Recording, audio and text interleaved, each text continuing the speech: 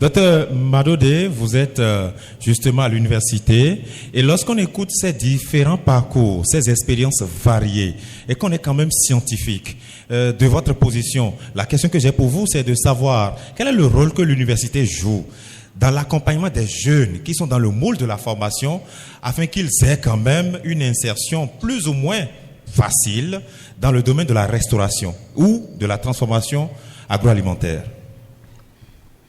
Ok. Alors, déjà, je voudrais souligner le fait que quand je prends le cas que je connais le mieux, celui de la faculté des sciences agronomiques, pendant longtemps, nous avons formé des ingénieurs agronomes uniquement. Ils étaient censés aller dans le développement rural et accompagner les producteurs, surtout au niveau de la production primaire, mais également au niveau des aspects de transformation. Donc, dans ce cadre-là, nos étudiants ont droit à des stages. Déjà, la première année, on les envoie découvrir le milieu rural. Parce que, en fait, la formation cycle ingénieur est calquée sur le fait que celui qui sort est un intervenant en milieu rural. Donc, il commence sa première année par un bain en milieu rural d'environ 1 mois, où il est jeté dans une concession paysanne. Et je dis jeté parce que souvent nous avons des étudiants citadins qui parfois ne sont jamais allés au village, qui vont se retrouver dans un milieu où ils doivent aller faire de la pêche dans un étang, ils doivent aller au champ avec la roue, puisque c'est ce que nos paysans utilisent. C'est ça. Ça commence par ça. Et vous ne pouvez pas intervenir en milieu rural si vous ne savez pas ce que les gens vivent au quotidien. Donc nous commençons par là, à les envoyer en milieu rural. Ensuite, la deuxième année, ils quittent l'unité de production et ils vont au niveau des organisations paysannes. Donc ils font un stage au niveau des organisations paysannes au niveau du village. Et ça leur permet de voir comment le mouvement associatif a lieu au niveau des paysans. En troisième année, ils vont aussi à un stage où ici, ils font la monographie villageoise, qui consiste en fait à étudier tout l'environnement du village, déceler les problèmes, les difficultés que les gens ont, et à partir des ressources locales, comment est-ce qu'ils pourraient proposer une solution pour permettre à la communauté villageoise de prospérer.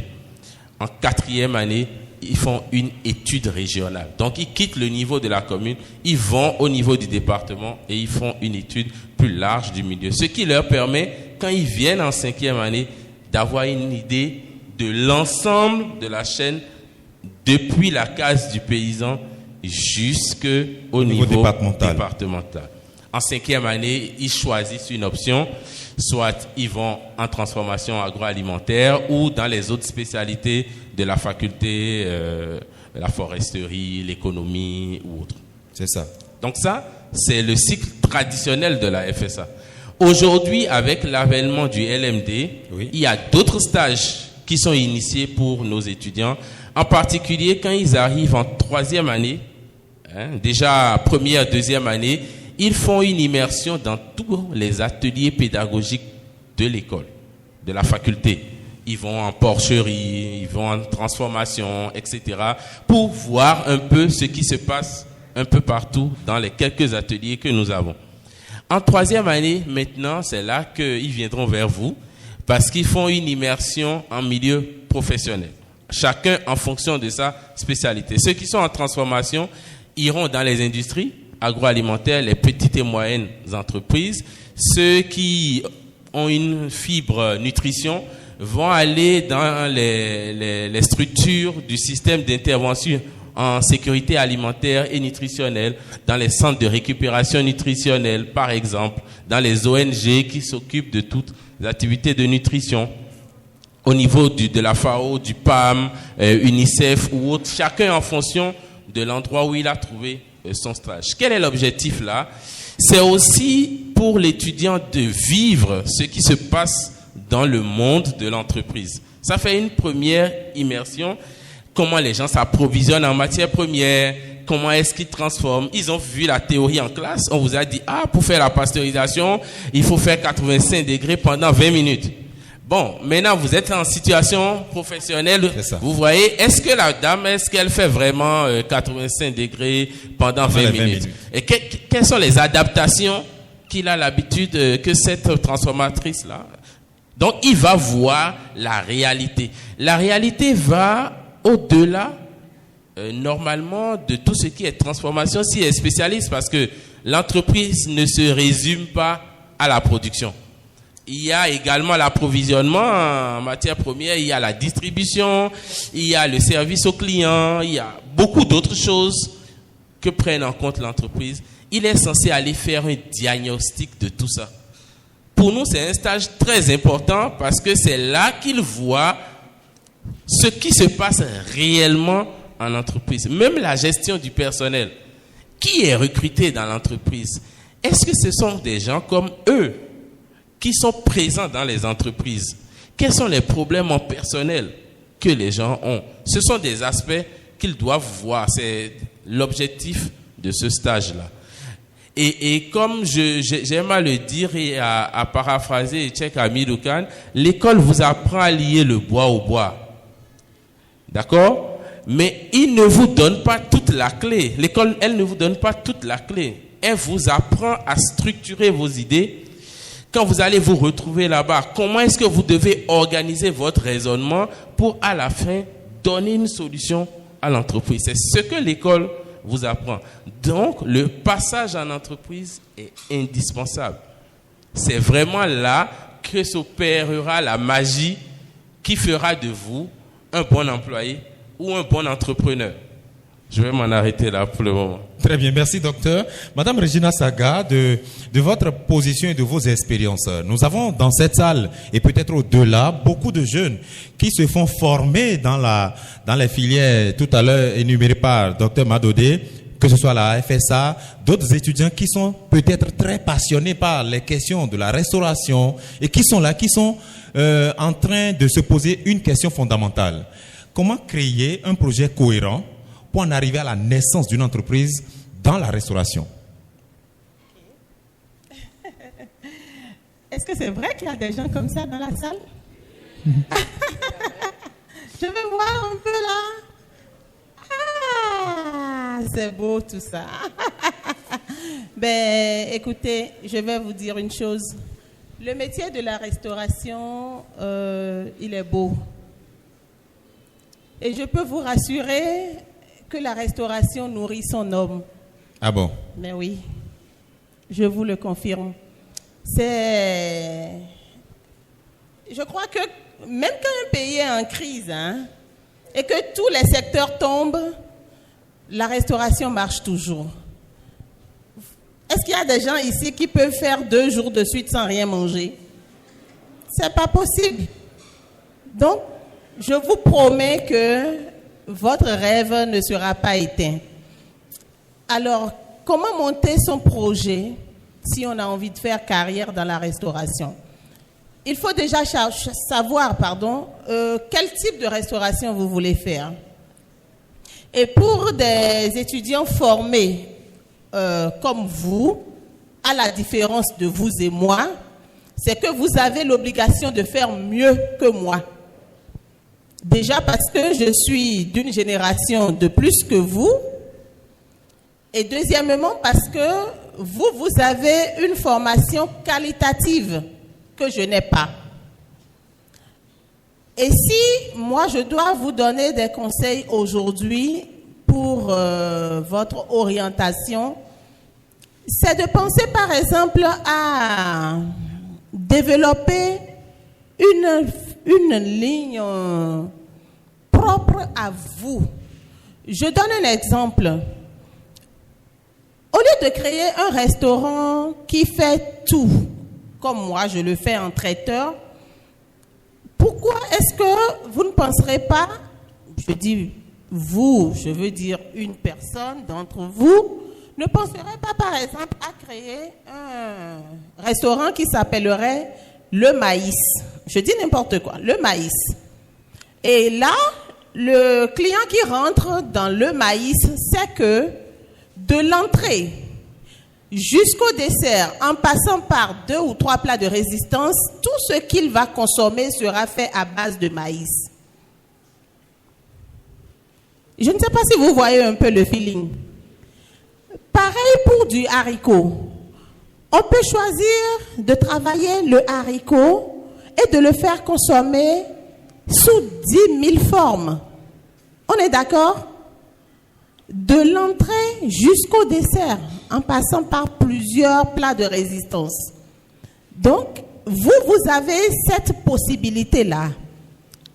En travaillant sur les essentiels, c'est-à-dire nos plats traditionnels, en y ajoutant tout ce qu'on vous apprend, tout ce que vos professeurs vous apprennent, eh bien, vous prenez ça en compte, vous transformez ces produits, ces céréales qui sont de chez nous et qui certainement vont faire la spécialité de votre restaurant.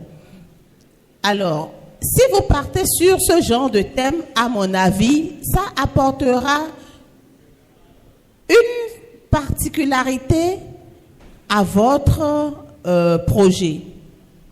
Maintenant, si vous voulez faire dans de la masse, ce que tout le monde fait déjà, ça n'apportera pas grand-chose parce que ça sera du déjà vu. Voilà. Donc, c'est ce que je pourrais leur apporter comme... Oui, docteur, vous voulez ajouter quelque chose? Oui, je me permets d'intervenir encore pour insister sur ce qui vient d'être dit. Quand nous envoyons nos étudiants en stage, surtout dans les PME, on a constaté que leur envie, c'est souvent de répliquer ce qu'ils viennent de voir. Et ça, c'est très dangereux. C'est très dangereux parce que ça ferme les portes à ceux qui doivent venir et aller apprendre de ces entreprises. Qu'est-ce que vous faites pour être unique sur le marché? Qu'est-ce que vous faites pour avoir une identité? Qu'est-ce que vous faites pour que les gens ne vous oublient jamais? C'est de ça qu'il s'agit.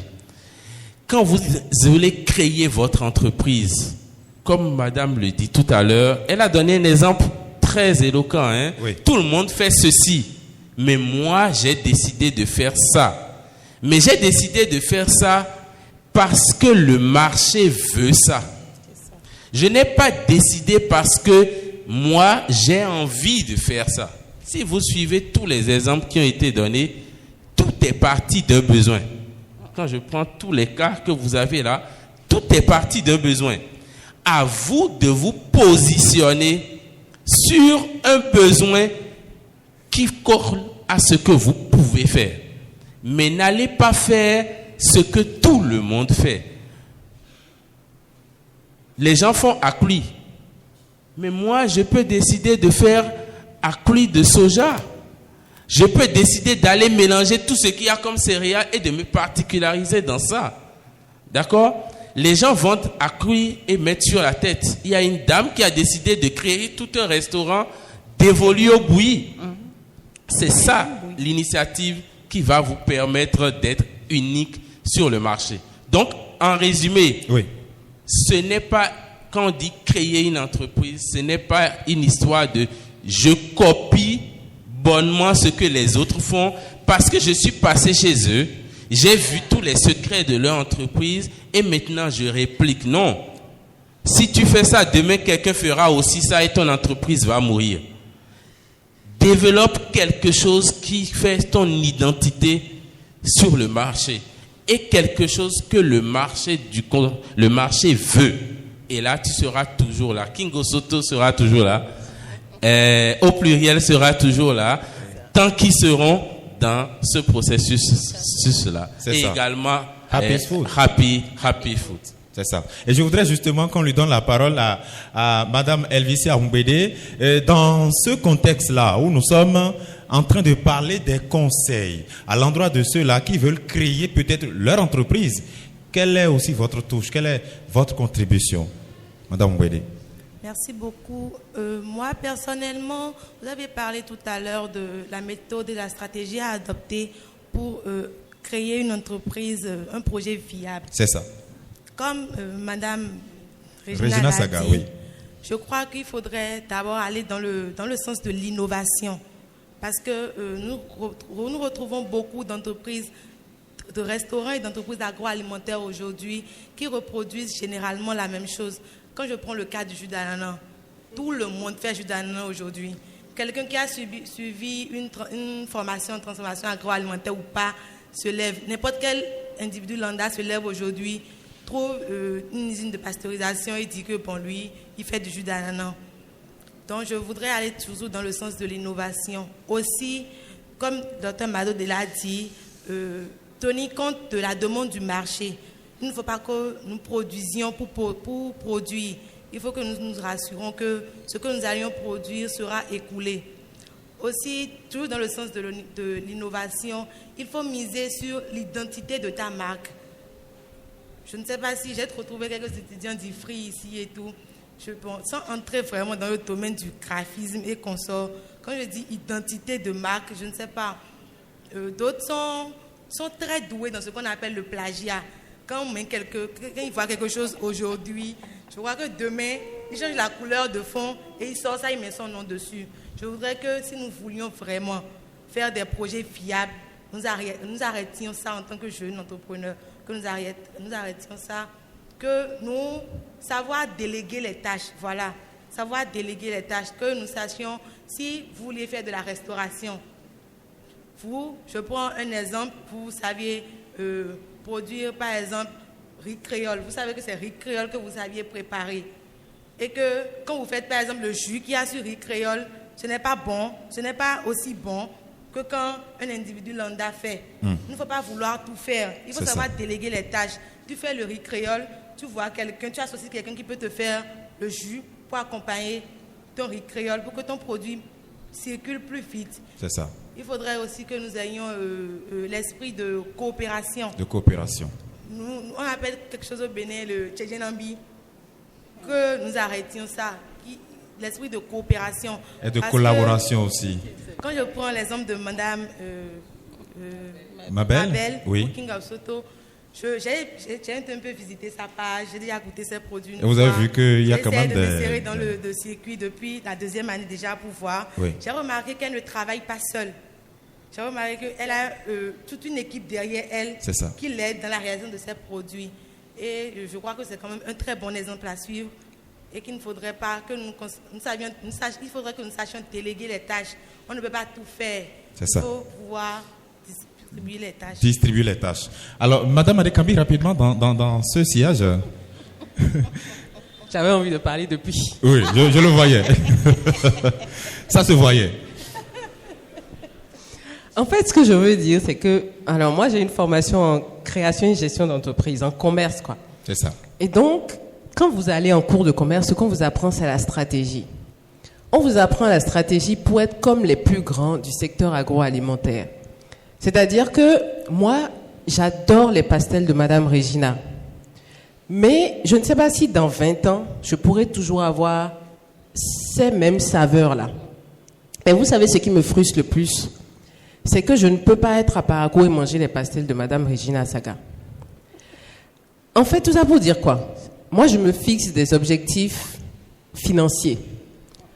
C'est-à-dire que je veux être riche. Je veux être très, très riche. Vous n'avez pas idée, hein? Je veux être très, très, très riche. Maintenant, qu'est-ce que j'aime le plus faire? Ce que j'aime le plus faire, c'est de manger et de cuisiner. Je me suis rendu compte, pardon de le dire, que les services traiteurs, quand vous faites ça, vous gagnez votre vie. Hein. C'est vrai, vous mangez à votre faim, tout ça.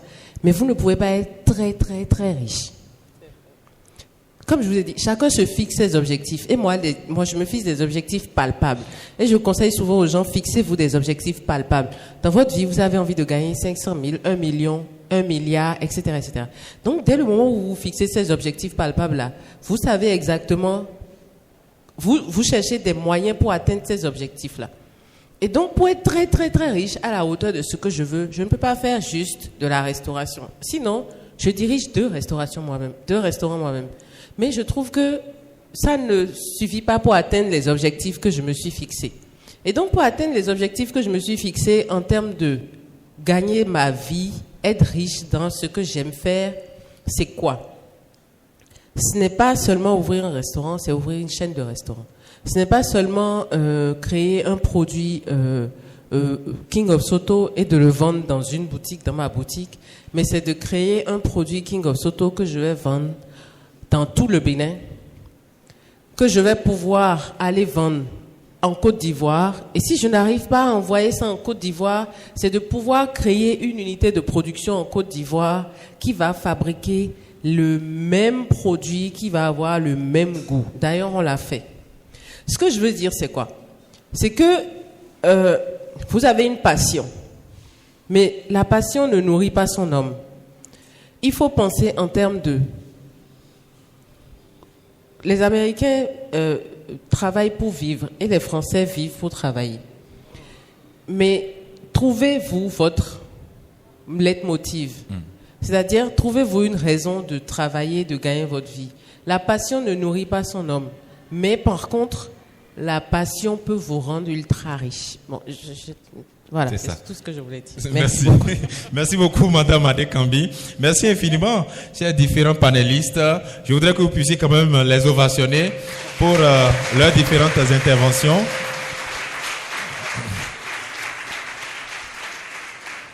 Et nous allons maintenant écouter les différentes interventions des uns et des autres. Nous allons vous donner la parole pour que vous puissiez poser des questions, contribuer, pourquoi pas, à ce débat que nous faisons ce matin. Et peut-être dans cette rangée, déjà, on va commencer. Est-ce qu'il y a des gens qui voudraient intervenir après avoir écouté nos invités? Des gens qui voudraient intervenir dans cette rangée déjà? Est-ce qu'il y a des volontaires? Aucun doigt en l'air.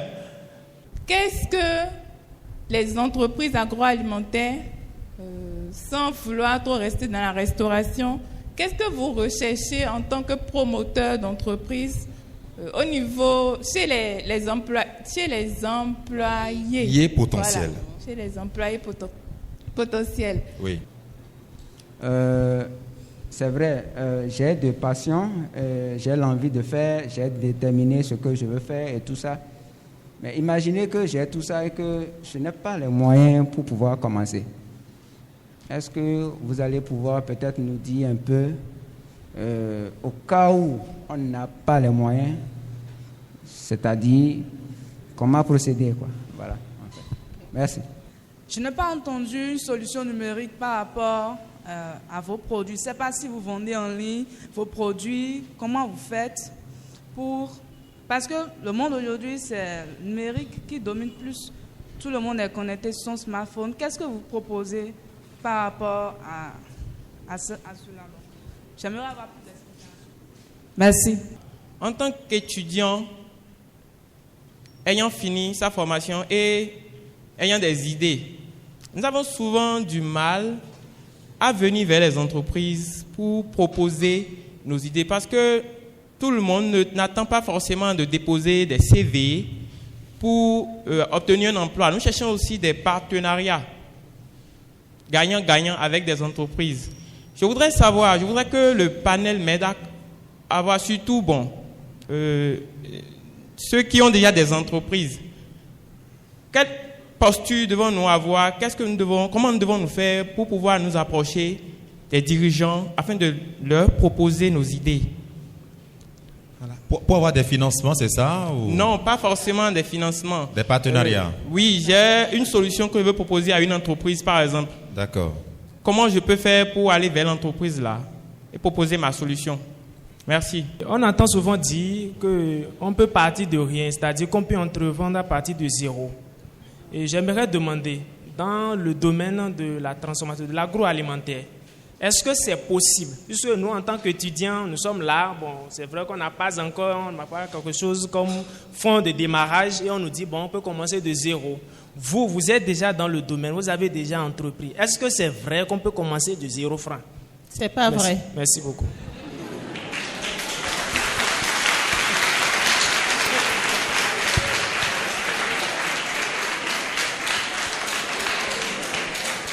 Je m'empresse de répondre à cette question parce que faut pas que les gens nous vendent du rêve. C'est pas vrai. Il n'y a aucune espèce d'entreprise qu'on puisse créer avec 0 franc. C'est impossible.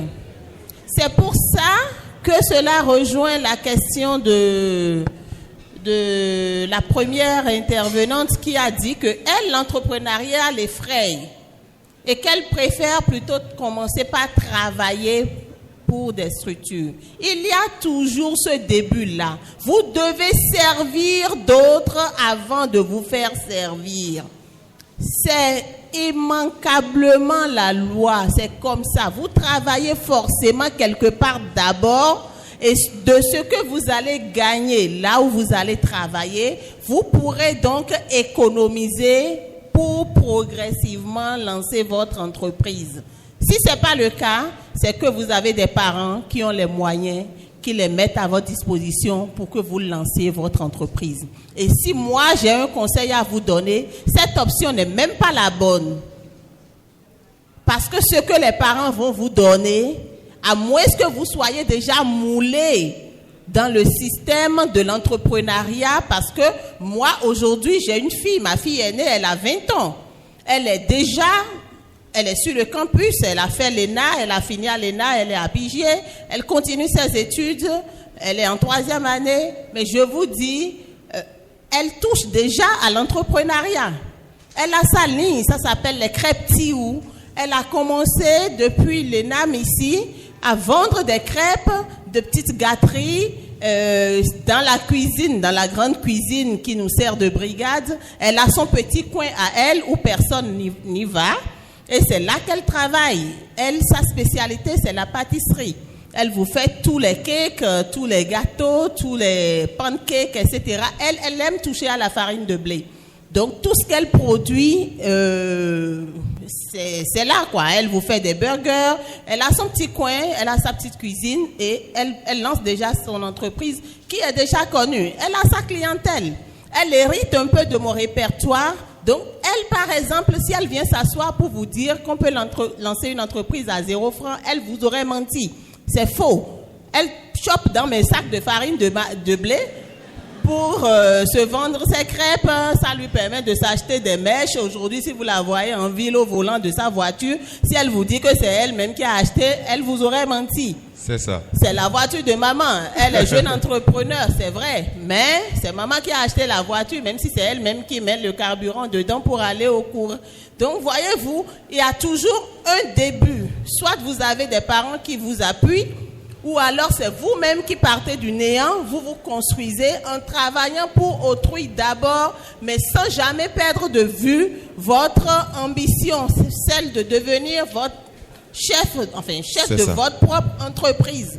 Et c'est seulement comme ça que vous allez en venir. Je vous ai dit quoi? Moi, après l'université, j'ai travaillé à la Sonacop. J'ai été stagiaire. Mon premier salaire, c'était 38 000 francs. J'ai gagné 38 000 francs. Aujourd'hui, je sais ce qu'au pluriel me rapporte. Mais quand j'avais commencé par travailler, fini dans la restauration n'était même pas encore mon leitmotiv.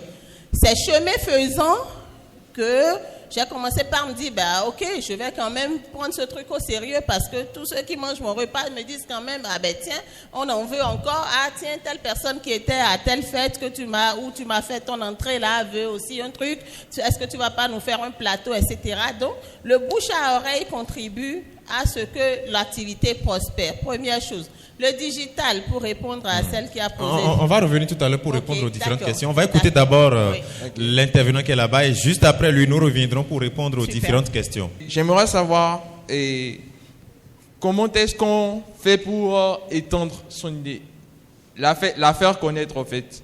Comment est-ce qu'il faut faire? Comment est-ce qu'il faut faire pour convaincre les autres à l'utiliser? Comment est-ce qu'il faut faire? Merci beaucoup à nos différents intervenants. Nous allons déjà commencer à répondre à ces différentes questions et si le temps nous le permettait, nous reviendrons encore vers le public. Et comme Madame Saga était déjà dans l'inspiration, je vais lui permettre de poursuivre, d'achever peut-être ses idées. Oui, et cela va dans la ligne... ça va prendre en compte tout de suite ce que le dernier intervenant vient de dire. comment faire connaître votre produit, comment pénétrer le marché, si je comprends bien sa préoccupation. Vous êtes des jeunes aujourd'hui, vous avez tous vos téléphones portables. C'est votre outil de travail. La connexion que vous payez pour aller regarder les sextapes et toutes les autres conneries là, osons-nous le dire. Je suis maman, mais pas une vieille maman. Hein. Donc moi-même là, une maman connectée. Voilà, je regarde un peu, je connais. Donc, au lieu de prendre la connexion pour regarder comment les Kim Kardashian là sont en train de faire leur faro, avec la même connexion, il vaut mieux poster, snapper vos produits, snapper ce que vous avez fait comme expérience. Même quand vous êtes sur Zem en train d'aller dans votre ferme d'ananas, filmer et montrer sur votre statut, ça va forcément capter l'attention. Donc, est-ce que nous, on travaille avec le digital? Bien sûr, vous n'avez pas été là au début. Moi, j'ai dit, au pluriel, vous pouvez rapidement taper sur Facebook et même liker ma page. Why not? Donc, il faut le faire. Au pluriel et sur Facebook. Nous sommes sur Instagram également. On est sur TikTok. Donc, vous avez tous ces canaux digitaux pour suivre tout ce que nous on fait. Nos statuts WhatsApp aussi sont là. On crée des listes de diffusion. Aujourd'hui, au pluriel a quand même un répertoire de pas moins de 8000 numéros. Donc, c'est du boulot. Moi, je suis ici, mais ça travaille en entreprise. Là-bas. Ça tourne. J'ai un assistant qui est là, qui gère. On est en pleine distribution de pastels dans la ville de Cotonou. Et c'est 7 jours sur 7, de 8h à 17h. Donc, ça bosse. Toujours en ligne. Il suffit que vous ayez envie de commander. 95 05 91 91. Et voilà. Merci pour la pub. Madame Regina Saga. Ça s'ovationne ça. Merci beaucoup. Je voudrais aussi qu'on écoute Dr Yann Madodé. Après avoir écouté les différentes questions, les préoccupations, je vous ai vu prendre note suffisamment. Je vous donne la parole pour les éléments de réponse que vous avez. Non, je voudrais insister sur le fait que c'est vrai, Madame Saga disait tout à l'heure que on ne peut pas commencer de rien du tout. Mais d'une façon ou d'une autre, on commence de rien du tout. Pourquoi est-ce que je le dis? Vous avez l'idée, quelque part dans votre tête, à un moment où vous n'avez rien, mais vous êtes allé travailler pour avoir quelque chose. Mais il a fallu qu'à un certain moment, vous ayez eu l'idée et que vous ayez décidé de commencer à mettre quelque chose de côté. Le fait de ce changement dans la tête et de prendre cette décision-là, au moment où vous la prenez, vous n'avez peut-être rien du tout. Mais je suis complètement d'accord avec vous qu'il y a beaucoup à faire pour générer des ressources qui vont vous permettre, en fait, d'atteindre vos objectifs. Qu'est-ce que l'entrepreneur veut? Je n'ai pas d'entreprise, moi. Je suis un enseignant à l'UAC. En tout cas, pour le moment, j'en ai pas. Mais je sais que quelqu'un qui vous emploie veut que vous lui apportiez quelque chose. Il veut que votre force de travail, votre imagination, votre comportement, vos attitudes fassent grandir son entreprise. C'est l'essentiel de ce qu'il veut. Et quand vous sortez d'une formation supérieure, comme elle l'a si bien dit, le premier déclic devrait être non pas nécessairement de dire je veux gagner gros, je veux avoir un salaire. Vous savez, les ingénieurs agronomes, ils sont à 1 million le mois. Je veux l'avoir tout de suite. Non, tu n'as même pas encore le quart de ce qu'il faut pour l'avoir. Donc, quand tu sors de là, ton premier réflexe doit être je m'offre aux entreprises pour que ces entreprises m'apprennent ce qui reste pour faire de moi un diplômé complet. Donc, vous allez en entreprise, vous regardez comment les gens font, vous regardez l'attitude des gens en entreprise et vous allez acquérir le savoir-faire. C'est indispensable. Aujourd'hui, la FSA s'étoffe de plus en plus. Nous avons maintenant une râle de technologie alimentaire qui est progressivement en train de s'équiper pour venir en soutien à ceux qui ont des idées d'entreprise, pour pouvoir les aider à avoir un peu de matériel. Nous soutenons déjà l'association des élèves ingénieurs agronomes qui vient déjà dans nos locaux pour produire des jus et les distribuer. Les étudiants ont besoin de ces facilités-là pour grandir. C'est ça. Et je vais ajouter au fait que nous avons aujourd'hui un nouveau projet, le projet BioValor qui a démarré il y a quelques mois et qui devrait offrir à ceux qui sortent par exemple en licence pendant leur formation un appui à la pratique à travers ce que nous avons appelé le village entrepreneurial, oui, qui est en train de se mettre en place. Il devrait être opérationnel d'ici l'année prochaine. Les étudiants qui sortent en licence doivent avoir du temps dans nos locaux de pouvoir en fait faire de la pratique. Ceux qui ont des idées de projets, de pouvoir les mettre en route, mettre des produits sur le marché, les tester avant d'aller sur le marché. Donc cette immersion-là, dans un contexte entrepreneurial, est fondamentale pour être utile à une entreprise dans laquelle vous allez servir ou pour vous donner les éléments qui vous permettent de construire votre propre entreprise. Donc, mademoiselle Thor-Ronan, n'ayez pas peur.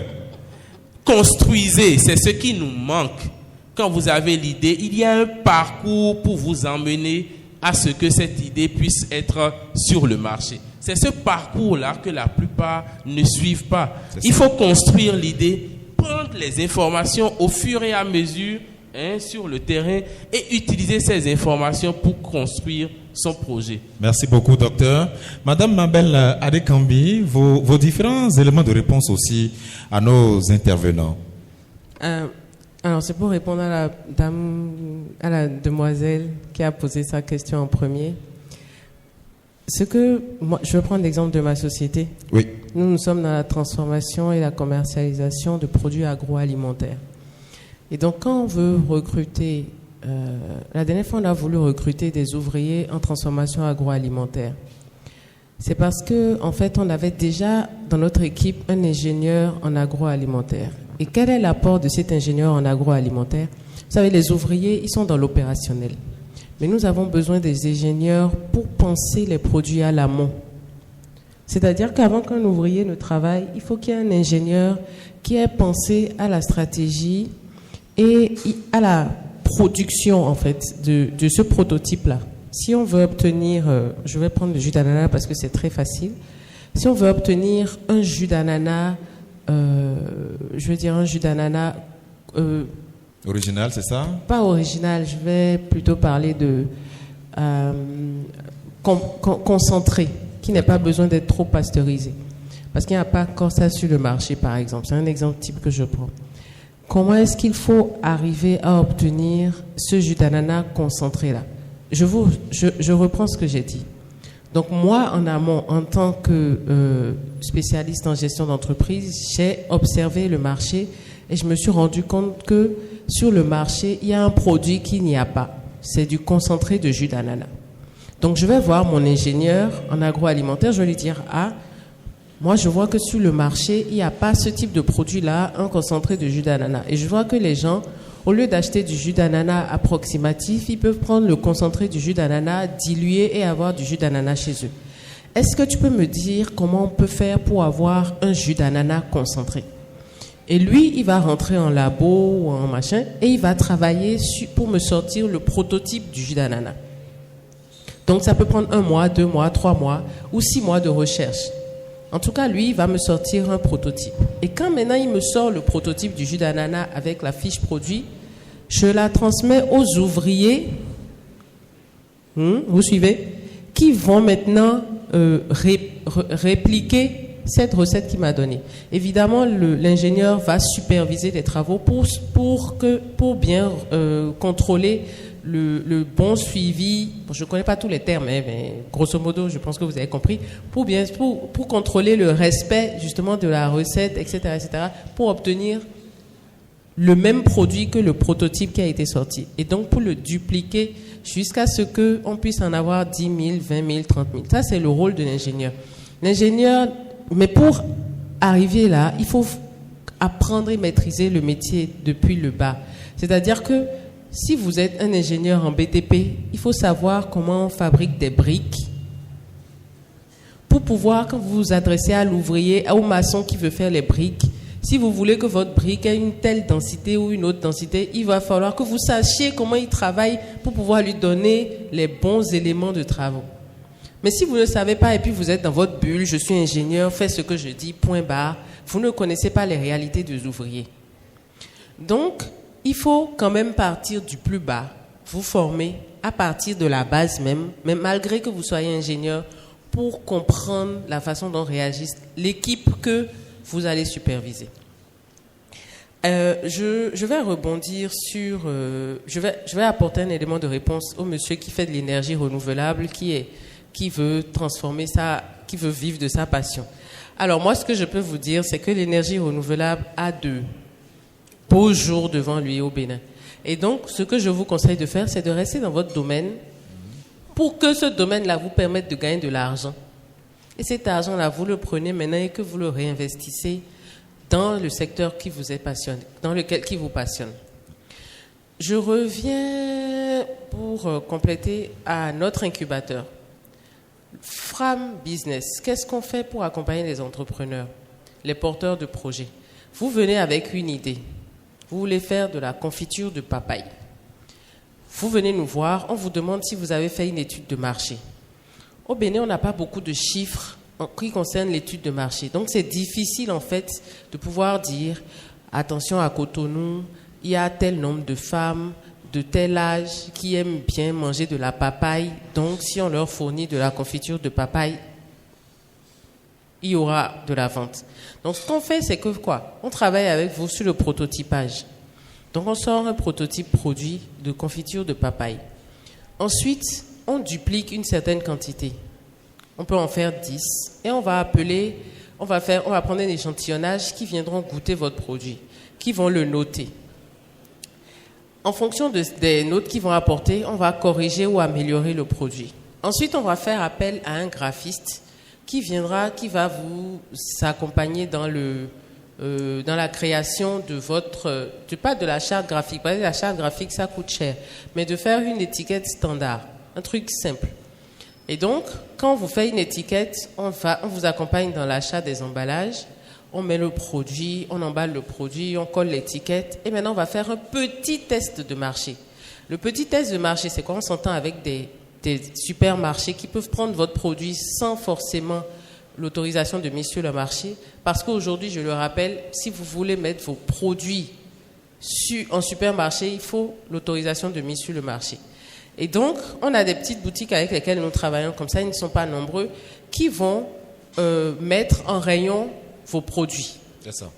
Quand ils mettent en rayon vos produits, on a des consommateurs qui viennent et qui achètent et on va voir et on voit leur réaction. Et ça, c'est ce que nous appelons le test de marché. Le test de marché. Et donc, à ce moment-là, si on voit que le produit a bien marché, c'est-à-dire qu'il y a eu une réponse, quoi, on peut passer à l'étape de mise en production. Et là, en ce moment-là, il y a des financements qui existent. Je sais qu'on a presque fini. Il y a des financements qui existent, qui peuvent vous accompagner. Il y a des financements au Bénin. C'est que les gens ne savent pas où chercher. Donc, à ce moment-là, on vous met en relation avec des institutions qui peuvent vous accompagner dans la subvention. Et même le docteur l'a dit tout à l'heure, même l'université peut vous accompagner dans le financement de vos entreprises. Voilà, c'est ce que je voulais dire. Merci beaucoup. Merci beaucoup, Madame Marie-Kambi. Rapidement aussi un mot, Madame Mbede, sur les différentes préoccupations des uns et des autres. Ok, je voudrais répondre particulièrement à la préoccupation de M. Aurel, oui, qui demandait comment se rapprocher des autres entreprises pour demander les partenariats et tout.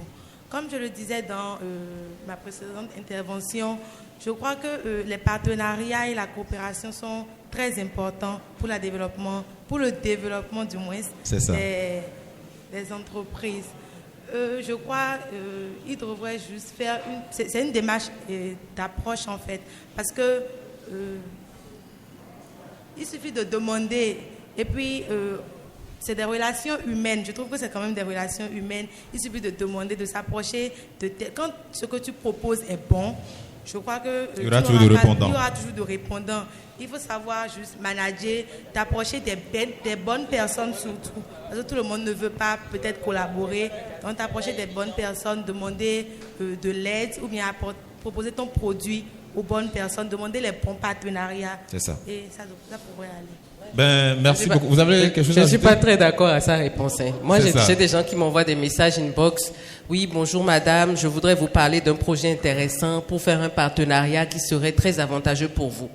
Je ne réponds pas à ces messages. Parce que, ok, vous avez sûrement une très bonne idée, mais ce n'est pas du tout la bonne approche.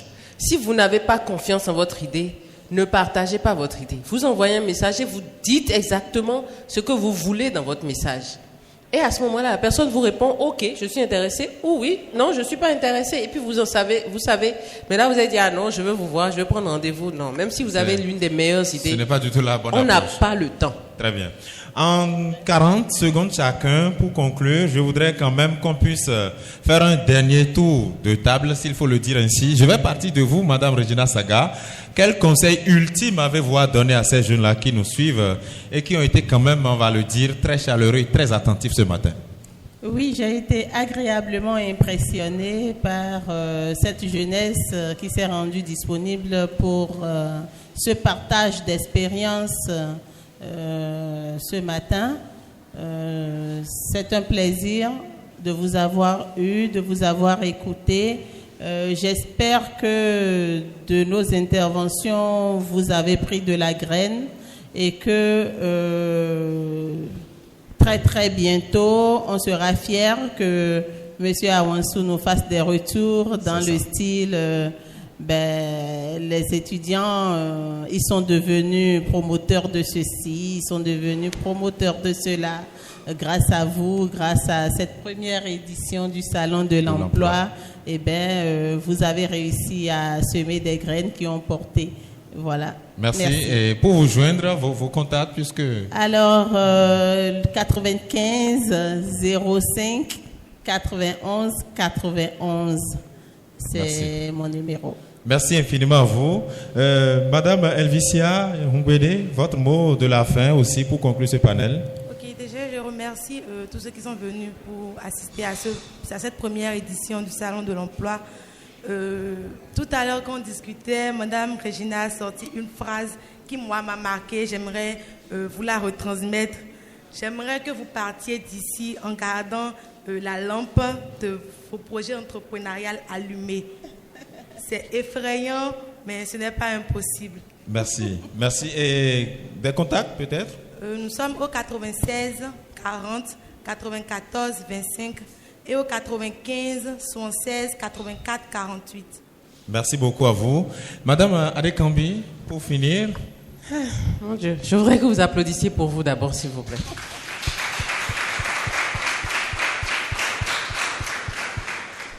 Alors, ce que je veux vous dire, c'est soyez heureux, fixez-vous des objectifs dans la vie et puis faites tout pour les atteindre. N'ayez pas peur des difficultés. Les épreuves sont là pour vous faire passer d'une étape 1 à une étape 2. Donc, il y aura toujours des épreuves pour vous permettre d'évoluer. N'oubliez pas, il faut toujours partir du bas pour remonter. On ne peut pas partir du haut pour rester en haut, pour descendre. Si on est en haut, on tombe et on repart du bas pour remonter. Donc, c'est important d'être humble dans ce mi-temps, peu importe dans le secteur dans lequel vous êtes, que vous soyez employeur ou employé ou responsable ou bien ouvrier, vous devez rester humble. Contact? Alors, contact, pour les King of Soto, vous pouvez les trouver dans tous les supermarchés, Mont Sinaï, Erevan, tout ça. Mais pour Fram Business, c'est le 97 25 92 82.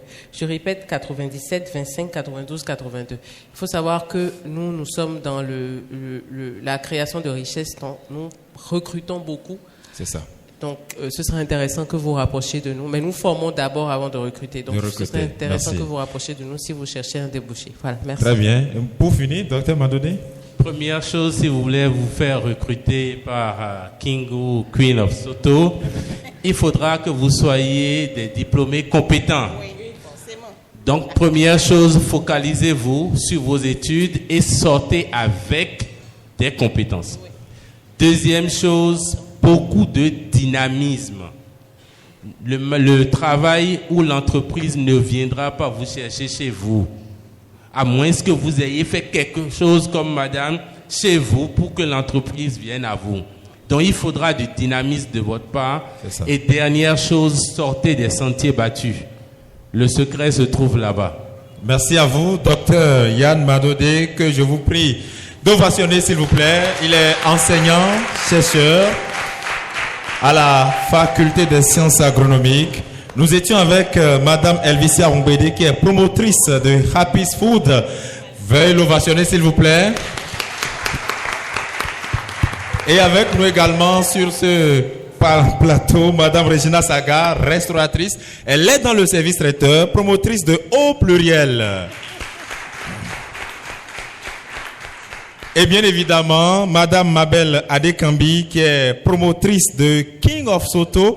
Elle est la Miss vendeuse Sourabi, la plus jolie, la plus belle vendeuse du Sourabi au Bénin. Voilà, un blanc pour elle quand même. Merci infiniment à vous, chers étudiants, chers chaleureux publics. Vous avez été vraiment chaleureux. Merci infiniment. À la coordination de ce panel, je suis Gilles-Christ Chidi, journaliste présentateur sur la chaîne de télévision privée E-Télé. Merci infiniment d'avoir été là. Merci. Et on se retrouve très, très prochainement, peut-être. Merci et à très vite.